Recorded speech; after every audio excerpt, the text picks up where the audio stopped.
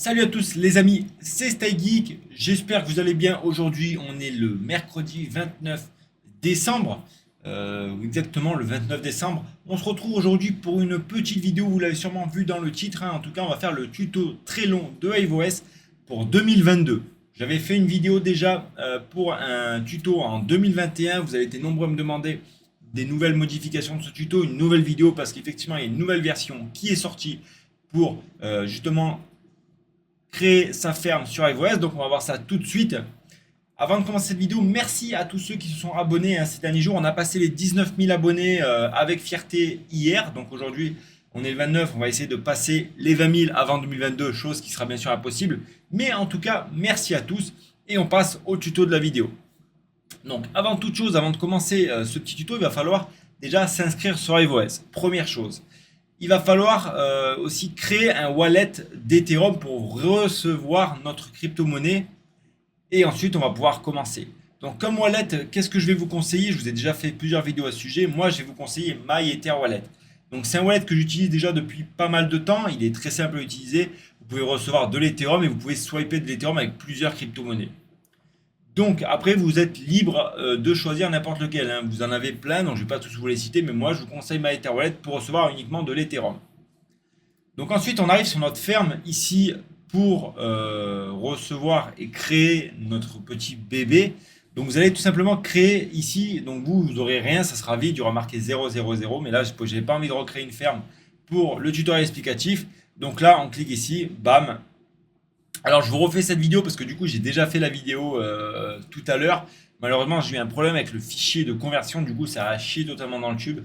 Donc là je vous retourne un peu, je vous refais un peu la vidéo que j'ai déjà fait tout à l'heure. Donc tout simplement quand on arrive là, on va simplement déjà mauvaise pioche, hein. On va aller dans portefeuille.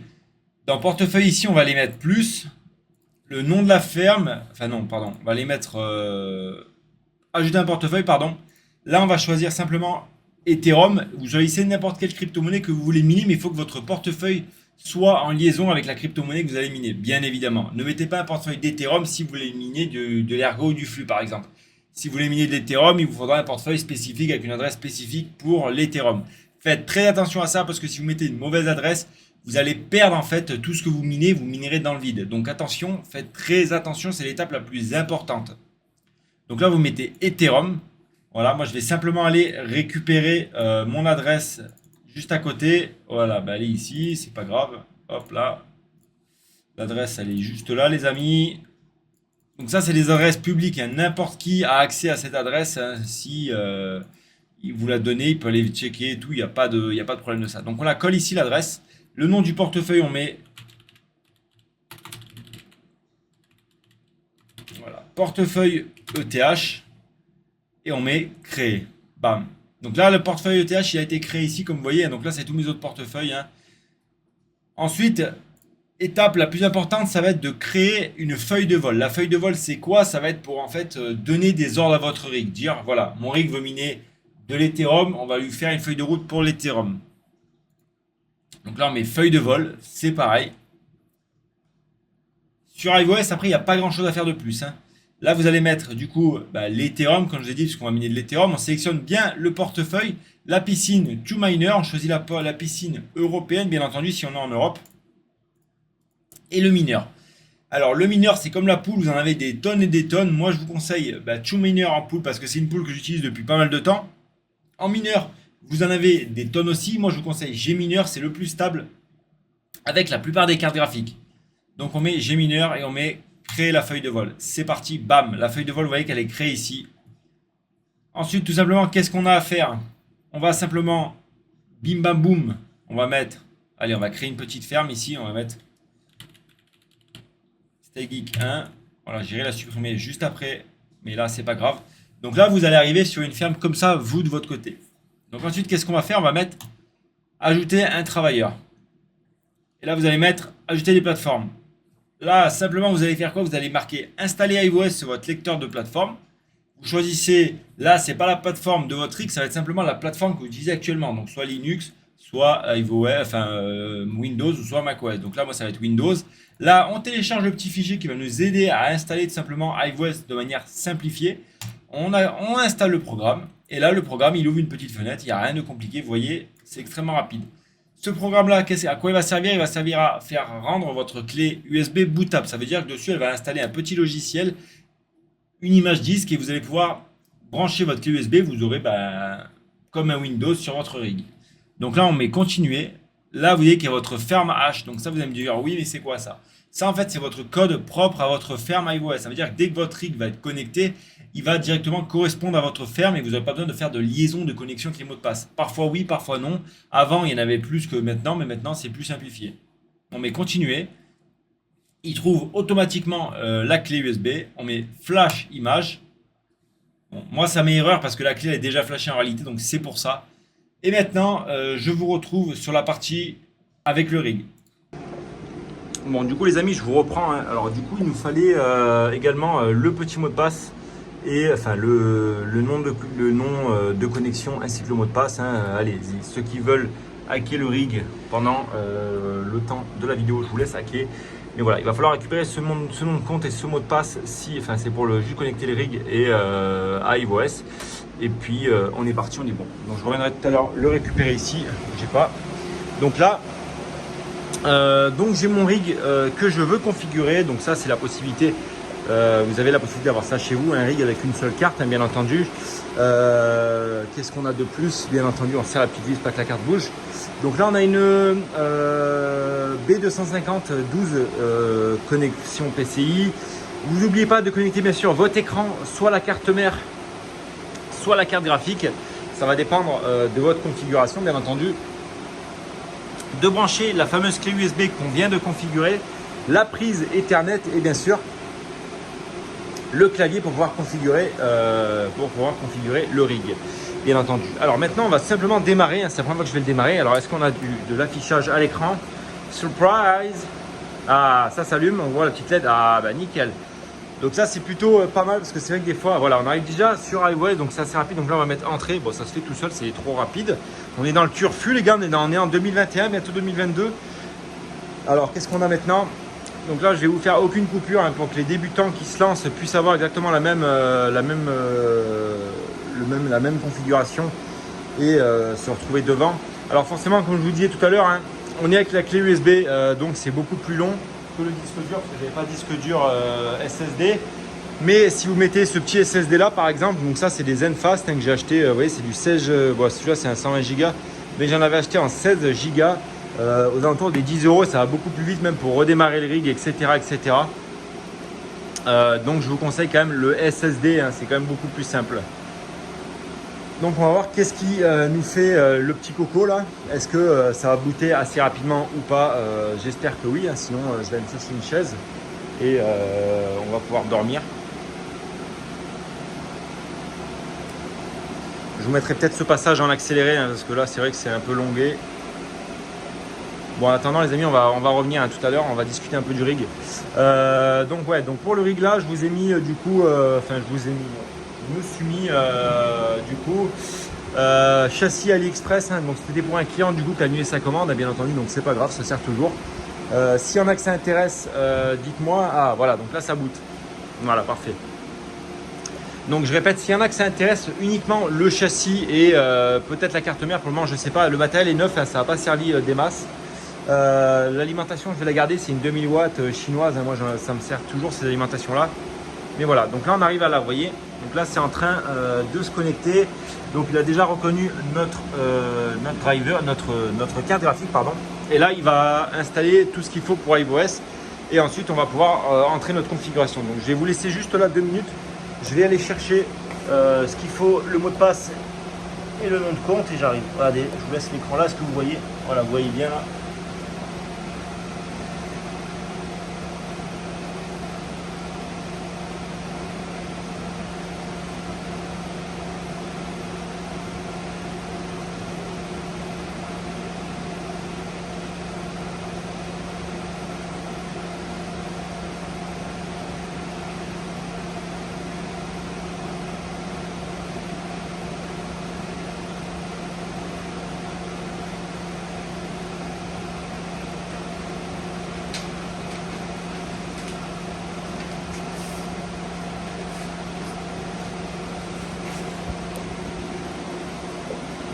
Donc là les amis, je suis allé récupérer les identifiants, donc il n'y a pas eu besoin.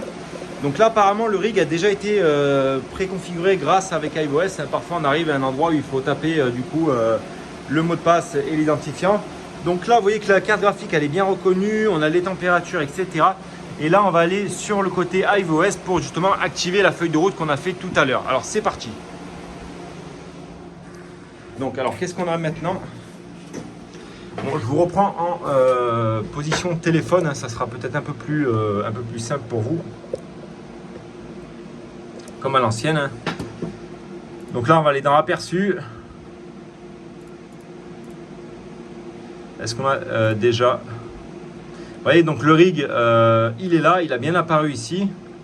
Donc on va tout simplement cliquer ici, on va aller sur le rig. Aucun mineur n'a été défini, vous voyez ici on a le code d'erreur. Donc on va aller dans feuille de vol. On va cliquer sur la petite fusée, appliquer. Et là on va avoir normalement le rig qui va configurer et qui va se lancer.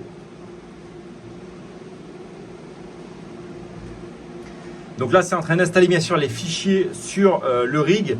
Donc le fichier gmineur pour pouvoir miner. Et ensuite, on va appliquer, tout simplement, on va laisser miner. On fera une petite mise à jour et ça devra se lancer normalement à miner. Voilà, la configuration a changé, paramètres AMD appliqués, etc., etc. Donc là, on va aller checker bien sûr sur notre rig qu'est-ce qui s'est passé. Allez, je vous reprends avec moi. Donc vous voyez, comme je l'ai dit là, on est en train d'installer les fichiers du mineur. Et puis une fois que ça va être fini, on va avoir un rig qui va se lancer aux oignons. Donc c'est normal hein, que vous ayez des lignes blanches comme ça avec des écritures qui apparaissent. Hein. Le seul truc qu'il faut pas qu'il y ait de bug de plantage. Alors si vous êtes sur une clé USB, ça peut s'apparaître à des plantages puisque ça met énormément de temps à charger. Mais si vous avez un SSD, normalement ça devrait être assez rapidement et vous ne devrez même pas avoir de plantage. Donc normalement on doit percevoir des pourcentages quelque part, mais là je crois que je ne les vois pas ou je suis peut-être trop loin de l'écran. Donc voilà ce que ça nous dit pour le moment. On est en train de télécharger les fichiers, etc. Il faut attendre que ça soit fini, etc., etc. Donc là on va laisser ça un petit peu de temps et on revient dans 2 petites secondes. Donc voilà, comme je vous disais tout à l'heure, le châssis là j'aimerais bien le vendre. Donc si jamais ça intéresse quelqu'un, je vous fais un petit prix. Parce que voilà, là-bas aussi, dans un autre, j'aimerais bien le liquider aussi. Donc si jamais il y en a que ça intéresse, contactez-moi. Et puis voilà, si je réponds pas, c'est normal parce que j'ai énormément de demandes en ce moment. Mais voilà, on ne sait jamais. Voilà, donc là ça continue à charger. Vous avez vu, on a des lignes en plus qui sont apparues juste là. Voilà, ça continue de charger bien entendu.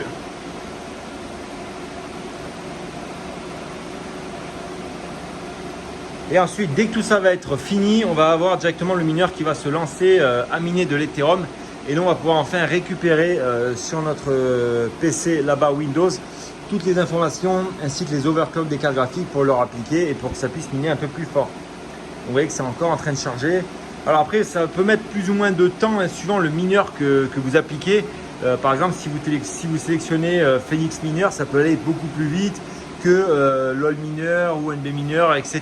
Ça dépend également du mineur, bien entendu.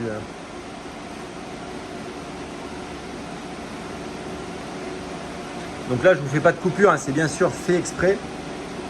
Comme ça, on peut voir en fait effectivement tout ce qui se passe lors de la configuration. Je vous avais déjà fait une vidéo de la configuration d'un rig sur iOS. Il y a de ça à peu près 8 mois, je crois maintenant. Donc si ça vous intéresse, vous pouvez directement aller revoir l'ancienne vidéo. Et là, c'était vraiment une vidéo faite à l'ancienne, un peu comme je fais maintenant. Mais il n'y a pas eu le début bien explicatif comme je l'ai fait au début. Donc là, ça charge toujours. On va voir ce qu'on a sur l'écran là-bas, si ça a changé quelque chose. Donc là, il y en a toujours le petit message d'erreur, on va le supprimer celui-là, on met à jour. Donc là, est-ce qu'on peut récupérer notre ferme ici? Voilà, donc là on voit bien que c'est marqué, attendez, on va enlever la traduction en anglais, ce qui ne sert totalement à rien. Voilà, donc là on voit bien qu'il y a marqué Gmineur, c'est en téléchargement. Là on a notre carte graphique qui est bien sûr détectée. Et là il nous dit qu'on va pouvoir miner l'Ethereum tout de suite après. Donc là vous voyez, on se voit, hein, je vous montre avec quoi je filme, hein, si jamais ça intéresse. On peut pas voir, je suis con, en fait c'est moi qui suis con. Donc voilà, ici j'avais le petit retour de l'écran. Et si jamais il y en a que ça intéresse, voici avec quoi je filme. Donc un petit bras, un micro comme ça un peu avec un dissipateur pour le vent et un 12 Pro Max bleu. Voilà, tout simplement, c'était la petite Enfin, on s'en foutait un petit peu, mais bon, c'était uniquement pour vous montrer. Allez, on va retourner. Donc là, voilà, on a perdu le rig, hein, c'est normal, il est en train de finir la configuration. Vous voyez, vous allez voir quand on va aller le voir. Voilà, ça marche toujours. Donc c'est pour ça que c'est vraiment important d'avoir un écran à disposition quand on configure la première fois son rig. Même si après avec l'expérience vous n'êtes pas obligé d'avoir un écran, mais c'est toujours mieux pour contrôler les écrans. Ensuite, il y en a beaucoup qui vont me demander comment on fait pour configurer avec un SSD, un rig. Alors c'est avec ce petit appareil là, je vous l'ai mis dans ma boutique Amazon, enfin dans ma vitrine Amazon. Vous voyez, on plug le SSD par ici et on vient brancher avec un USB à l'ordinateur. On va pouvoir avoir comme une clé USB avec un disque dur, c'est quand même beaucoup plus simple. Et ça vaut une quinzaine d'euros, donc des fois ça ne vaut pas le coup de s'embêter trop pour ce prix là. Vous voyez, on est encore en train de télécharger tous les fichiers. Donc la vidéo est un peu longue, hein, excusez-moi, mais c'est vraiment pour vous montrer de A à Z, surtout à tous les nouveaux qui se lancent, pour montrer de A à Z la nouvelle façon, parce que c'est vrai que ça a changé par rapport à la première fois. Donc au moins comme ça on peut vraiment voir le changement entre les différentes façons. Donc là on a récupéré le rig bien entendu. C'est en train de charger toujours pareil. Donc la vidéo je ne sais pas combien elle va faire, 25-30 minutes peut-être. Voilà, en tout cas ceux qui restent jusqu'à la fin, bah, merci à vous. Je le répète, hein, si vous pouvez mettre un petit pouce bleu, un commentaire, ça permet de référencer la vidéo pour que d'autres personnes par exemple puissent la voir. Et ça permet d'avoir un bon référencement et de voir également que la communauté soutient les contenus qui sont assez longs.